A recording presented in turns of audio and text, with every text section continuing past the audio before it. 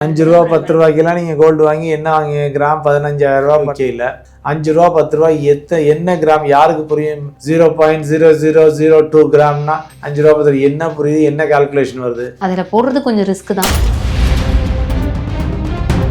இப்போ டிஜி கோல்டுங்கிறது அவங்க என்ன அனௌன்ஸ் பண்ணிட்டாங்க, நீங்கள் மியூச்சுவல் ஃபண்டுகள் மூலமாக கோல்டு முதலீடு செஞ்சீங்கன்னா தான் அது உங்கள் கட்டுப்பாட்டுக்குள்ளே இருக்குது.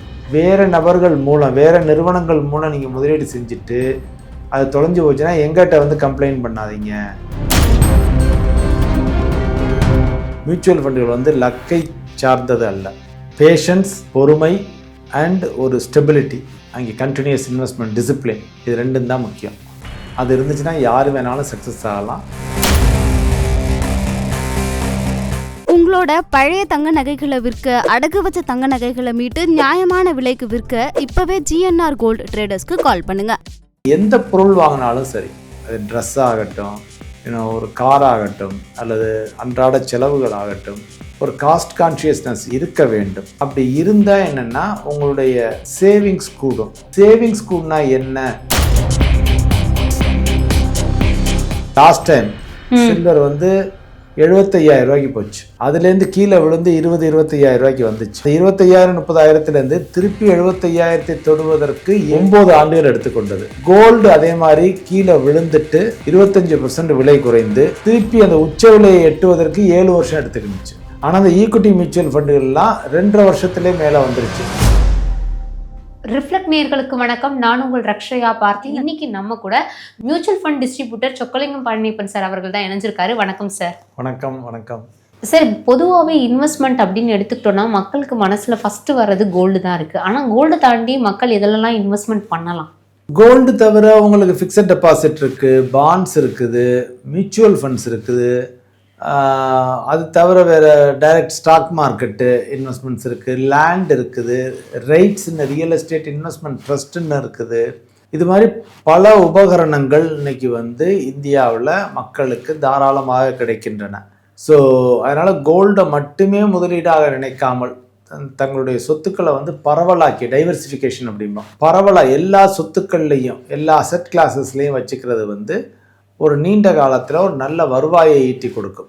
Okay sir. இப்போ நான் ஒரு பணம் சம்பாதிக்கிறேன், அந்த பணம் எனக்காக திரும்பி சம்பாதிக்கணும், நான் தூங்கும் போதும் அந்த பணம் எனக்காக சம்பாதிச்சு கொடுத்துக்கிட்டே இருக்கணும் அப்படிங்கிற ஒரு தாட் பல பேருக்கு மத்தியில் இருக்கு இல்லையா? ஸோ அதுக்கு நம்ம இத்தனை இன்வெஸ்ட்மெண்ட்ல நம்ம எது சார் கரெக்டாக செலக்ட் பண்ணலாம்? எனக்கு கொஞ்சம் நல்ல வருமானம் வேணும், டேக்ஸ் எஃபிஷியண்ட்டாக இருக்கணும், எனக்கு லிக்விடிட்டி வேணுங்கிற போது எடுத்துக்கிற மாதிரி இருக்கணும், அல்லது முதலீடை வேணுங்கிற போது ஸ்டாப் பண்ணுற மாதிரி இருக்கணும், பாதுகாப்பாக இருக்க வேண்டும், அது மிக முக்கியமானது. பாதுகாப்பாக இருக்க வேண்டும். இல்லை மாத வருமானம் வேணும்னா அதை ஈட்டித்தர வேண்டும். இதெல்லாம் நம்ம யோசிச்சு பார்த்தோம்னா, நான் ஒரு 5 வருஷத்துக்கு நான் போட தயார், 7 வருஷத்துக்கு காத்திருக்க தயார், 5 வருஷத்துக்கு காத்திருக்க தயார் அப்படின்னா மியூச்சுவல் ஃபண்டுகளில் ஈக்விட்டி மியூச்சுவல் ஃபண்டுகள்னு இருக்குது. Okay sir. So equity mutual ஃபண்டுகளில் பங்கு சார்ந்த மியூச்சுவல் ஃபண்டுகளை தான் ஈக்விட்டி மியூச்சுவல் ஃபண்டுங்கிறோம். ஸோ இந்த மியூச்சுவல் ஃபண்டுகளில் முதலீடு செய்யல ஒரு நீண்ட காலத்தில் ஒரு நல்ல வருவாயை ஈட்டித்தரும். ப்ளஸ் உங்களுக்கு பாதுகாப்பாக இருக்கும்.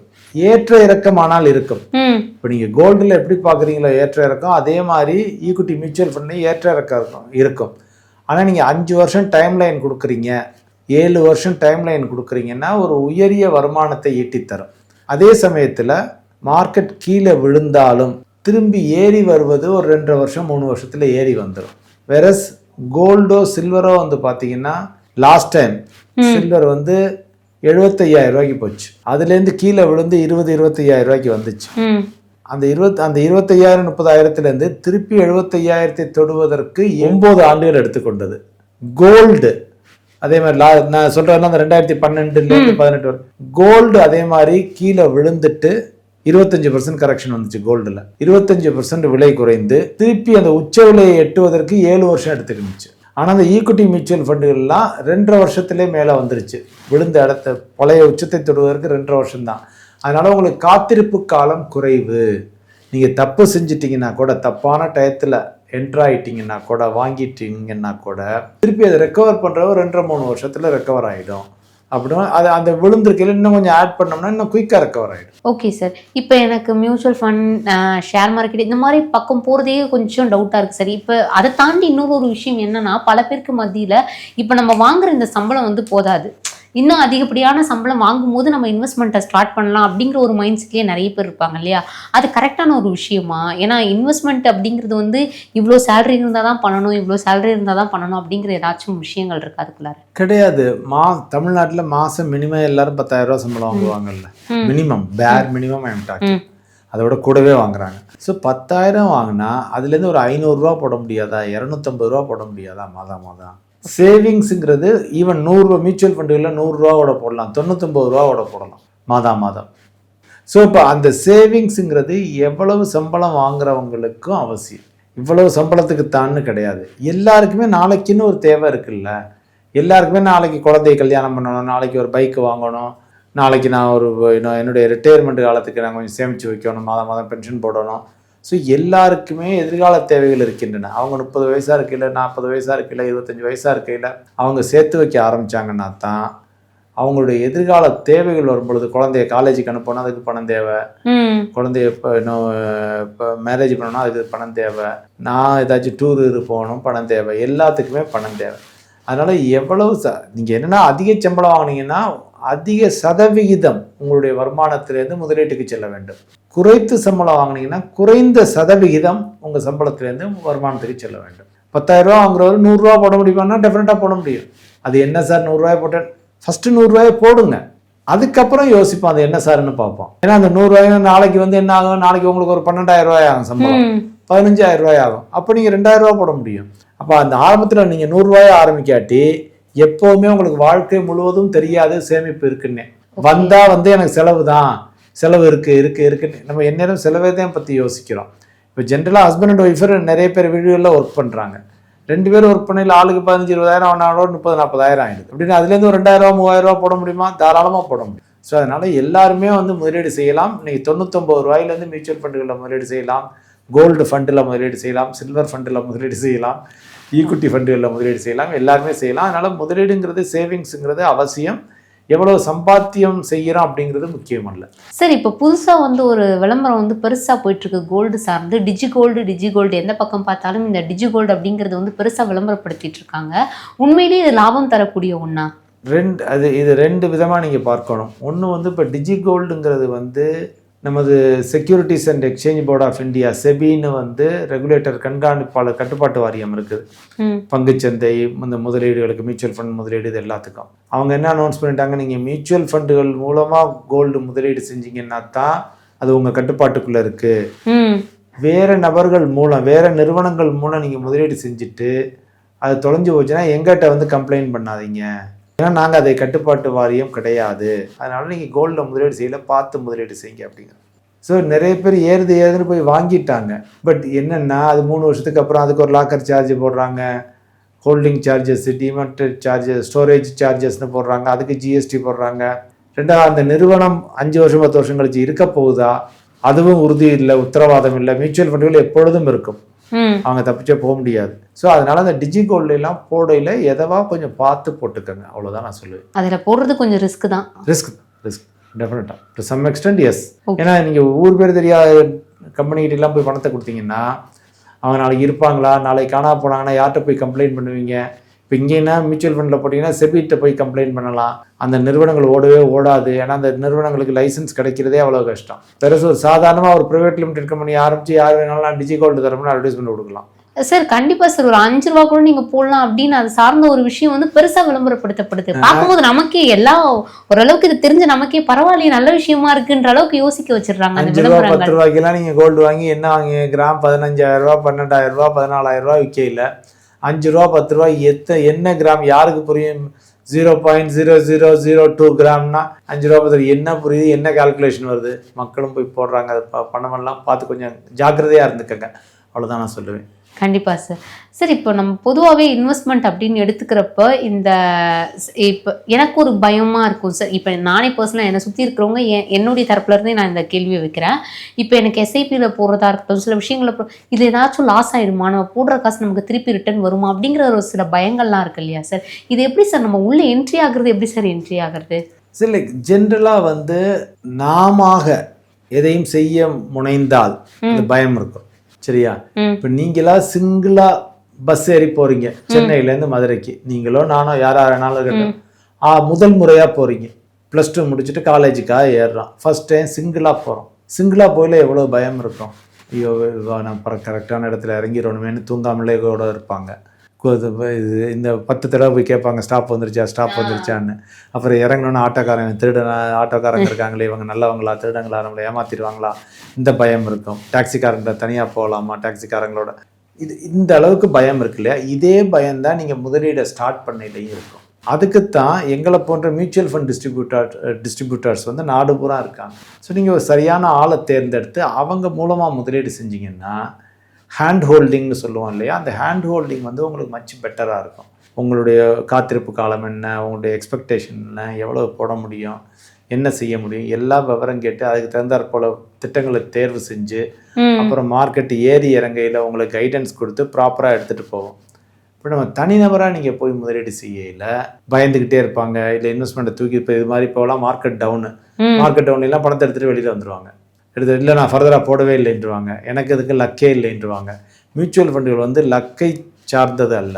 பேஷன்ஸ், பொறுமை அண்ட் ஒரு ஸ்டெபிலிட்டி, அங்கே கண்டினியூஸ் இன்வெஸ்ட்மெண்ட் டிசிப்ளின், இது ரெண்டும் தான் முக்கியம். அது இருந்துச்சுன்னா யார் வேணாலும் சக்ஸஸ் ஆகலாம். அது நம்ம தாமாக செய்யாமல் ஒரு டிஸ்ட்ரிபியூட்டர் மூலம், ஒரு அட்வைசர் மூலம் செய்யல you will be better off. Losses வர்றதுக்கு குறைவு. ஓவர் பீரியட் ஆஃப் டைம் லாபம் மட்டும்தான் வரும்.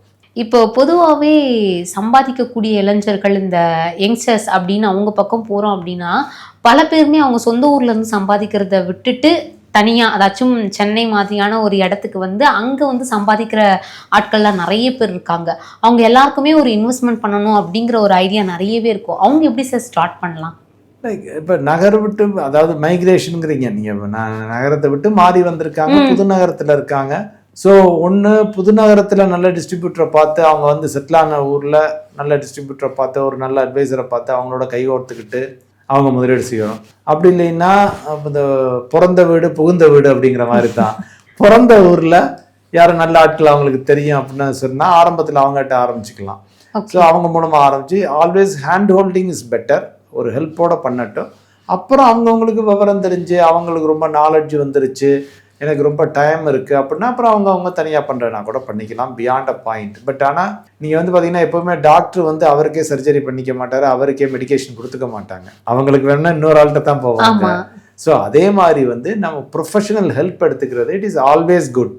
நம்ம ஒரு டாக்டர் வச்சுக்கிறது, ஒரு லாயர் வச்சுக்கிறது, ஒரு ஆடிட்டர் வச்சுக்கிறது, ஒரு இன்வெஸ்ட்மெண்ட் அட்வைசர் வச்சுக்கிறது, இது எல்லாமே நீண்ட காலத்தில் நன்மை பயக்கும். ஆரம்பத்தில் ஐயோ என்ன கொஞ்சம் பணம் அவங்களுக்கு கொடுக்க வேண்டியிருக்கே அப்படின்னு யோசிப்பாங்க, என்னுடைய லாபத்தில் கொஞ்சம் குறையுதே அப்படின்னு, அதெல்லாம் யோசிக்க வேண்டாம். நீண்ட காலத்தில் நல்ல தாராளமாக அவங்களுக்கு லாபத்தை ஈட்டித்தரும். சரி, இப்போ குறிப்பாக இந்த பணம் அப்படின்னு அதை சார்ந்த ஒரு விஷயம் போகிறோம் அப்படின்னா, ஒரு 10 ரூபாயோ 50 ரூபாயோ நமக்கு கண்ணுக்கு பெருசாகவே தெரியறது கிடையாது. ஒரு சின்ன சின்ன பொருள் வாங்கினா கூட அதை டக்குன்னு எடுத்து செலவு பண்ணிகிட்டே இருக்கும். ஆனால் இந்த 10 ரூபா 20 ரூபாலாம் சேமித்து வச்சா அதுவே நமக்கு ஒரு பெரிய பட்ஜெட்டாக ஒரு இடத்துல வருது. ஆனால் அதையே நம்ம அந்த அளவுக்கு பெருசாக பார்க்கறது கிடையாது. அது எந்த அளவுக்கு நம்ம குறிப்பாக ஒரு 10 ரூபாயா இருந்தாலும் 20 ரூபாயா இருந்தாலும் நம்ம பெருசாக பார்க்கணும்? இல்லை, ஜென்ரலாக காஸ்ட் கான்ஷியஸ்னஸ் அப்படின்னு சொல்லுவோம்.